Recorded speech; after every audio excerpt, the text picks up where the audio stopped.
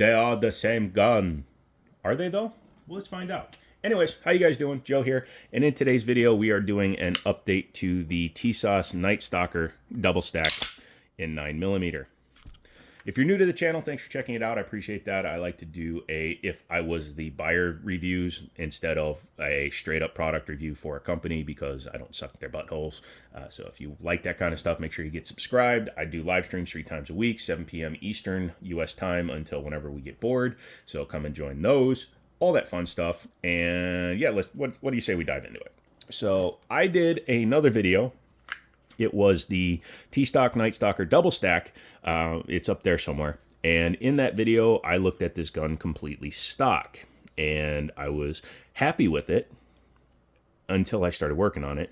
We'll get back to that. And compared to the Girsan 2311, which is its like competition in the under $1,000 2011 realm, this is a much better gun. Now this MSRP is for $959. They're on Gunbroker for like $925, $900. But you're not going to be paying $750 like you would with the BR9, which is basically the same gun but more of a duty style. And the Girsan, I believe, is $789 or something like that. It's like $900 with an optic.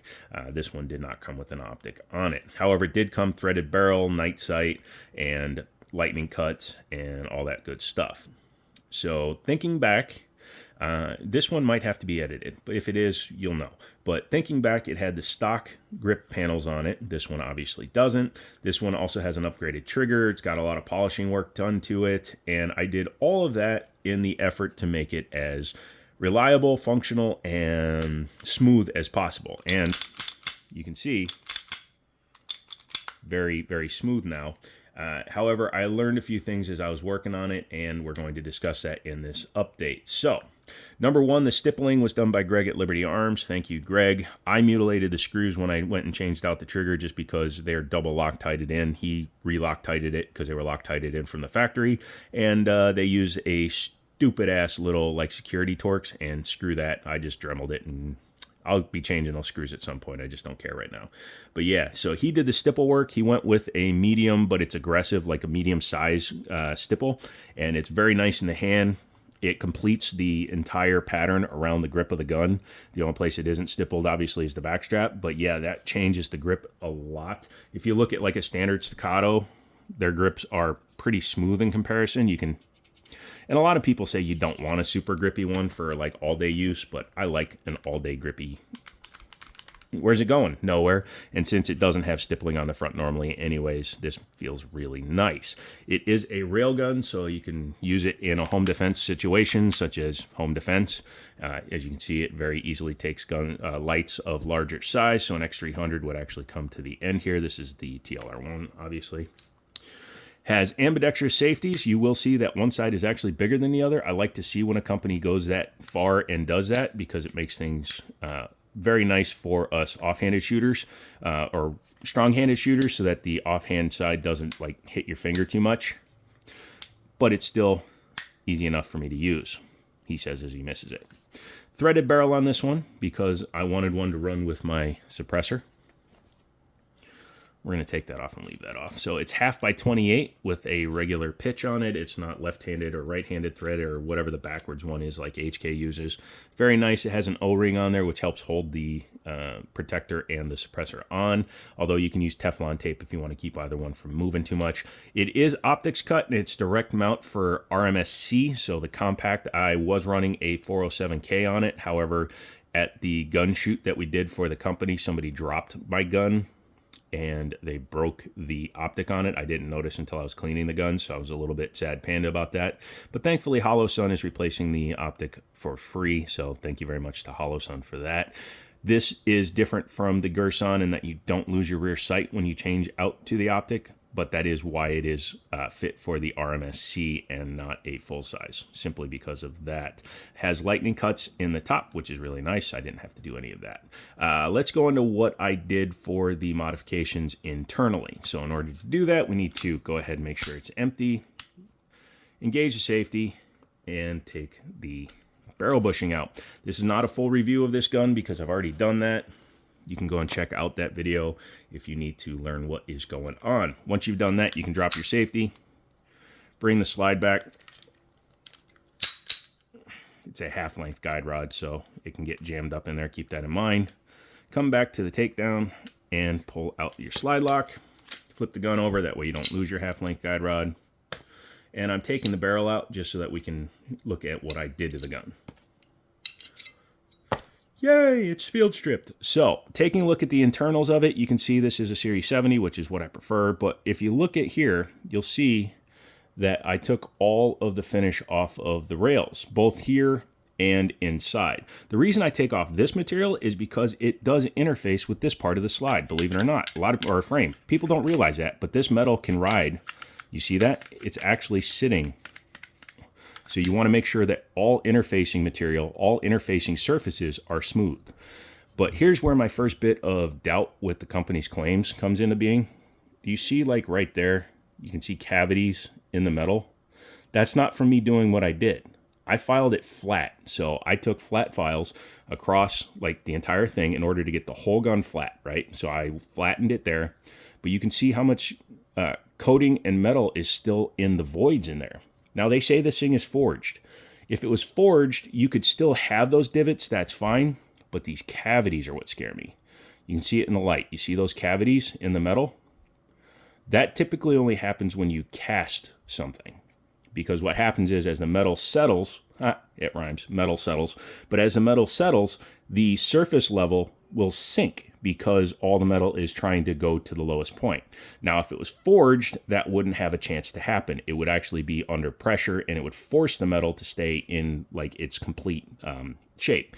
And since they didn't do that, you wind up with these cavities in the metal. And unfortunately, as you can see, even though I polished them for quite a while, I didn't want to continue to take off material because I liked the smoothness level of the gun where it was. I could make this flat, but it would take forever. So I'm not happy with that. It doesn't mean the gun is bad. It just means I feel like I was deceived about the manufacturer of the gun, and that makes me not happy. And you can see it clearly on things like the frame. So, number one, why is that rail not attached as a forged piece? Why does it look like it was actually welded on and then finished? You see what I mean there? You can see that there's a line that's perfectly lined up with the edge of this rail. Why? Also, you can really see the voids in the metal down here. Again, all I did was take flat files, and I flattened it out across both sides.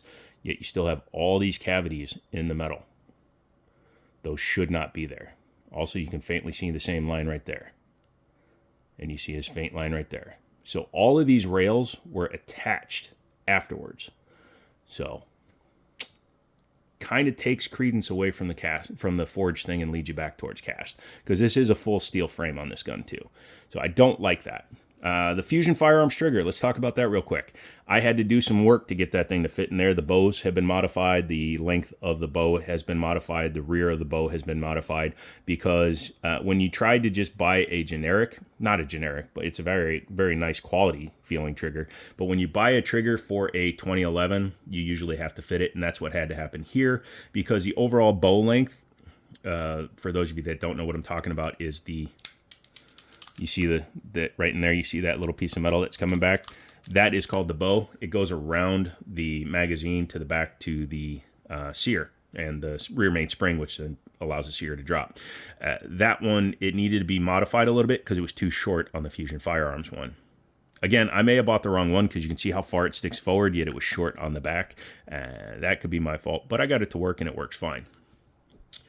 Because of that, and because of the casting marks, like I said, I don't know if I would highly recommend their company as much, because if you're willing to lie about the manufacturing of your materials, the materials you use to manufacture your firearm, what else are you willing to lie about?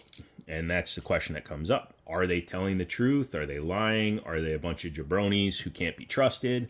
What's the deal? And when I have those kind of questions, then I tend to not go with the company as a whole. Now, I like this particular example of the gun, obviously. Otherwise, I wouldn't have continued to work on it and do the changes I made and make the gun my own. But I will be looking at other manufacturers moving forward when it comes to the 2011s. I may grab the MAC, the Military Armament Corporation. I know they are still SDS, which is the parent company that owns Tisas, but they're a little more expensive. And from what everybody's telling me, they're actually worth the look because they might be put together and assembled even a little bit better. So all that is a question for the future, of course. I went ahead and got the Staccato C2 because it was such a good deal, and you can definitely tell there's a difference in materials, but I'm just a little disappointed, guys. As an update, I'm a little disappointed.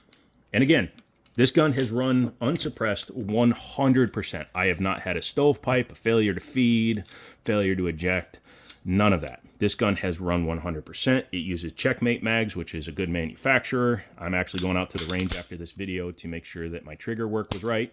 As you can see, this will be a good gun to shoot.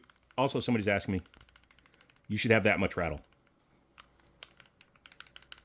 when the hammer's down. But yeah, so that was the quick update to the Tisas Nightstalker. I really wish they hadn't lied about how they built it. If they hadn't lied about how they built it, I'd be 100% behind it. But since they lied about how they built it, I'm only about 70%. Enjoy the gun. Shoot the gun. Have fun with it. But, you know, like I said, I went into it expecting one thing. I found another. And that throws me off a little bit. So I like the gun. Going to the range. I'll do an update video. Have all that fun. All that good shiz. All that good jazz. All that good stuff. Come back for another video. Like the video. Come for the live stream. Stay for the pasta. Put pasta in the comments if you made it this far. Become a member, $2 a month. You get entered into drawings at the beginning of the month. You also automatically can join the, I'll know that you're a member when you sign up for the end of month giveaway. So 2 giveaways a month, early access to all my videos, all that good stuff. We'll be talking about a lot of stuff moving forward. Gonna grow the channel as much as we can. Here's my fingers. I'm working on getting some merch made, all that fun stuff, and come back for that. So as always, I'll talk to you later.